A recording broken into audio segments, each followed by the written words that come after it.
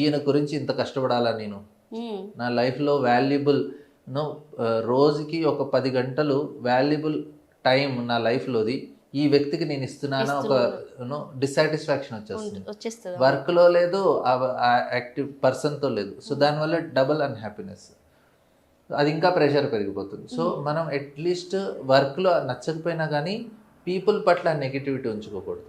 ఆయన ఎంత నెగిటివ్గా బిహేవ్ చేసినా కానీ మనం అనుకోవాలి, సరే ఈవెన్ హీఈస్ నెగిటివ్, నా కర్మ నాకు వస్తుంది, he must be good person. ఆయన పోస్ట్ మ్యాన్ లాగా నాకు నా లెటర్ నాకు ఇస్తున్నారు.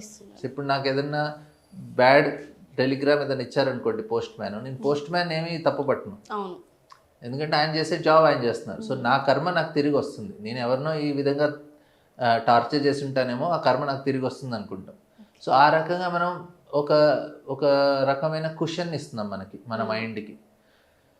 దానివల్ల మనం నెగిటివిటీ పెంచుకోవటం వల్ల ఆ వ్యక్తికి ఏం లాస్ ఉండదు, నష్టం మనకే. అవును. సో మనం నా కర్మ అనుకుంటే ఈజీ అయిపోతుంది లైఫ్.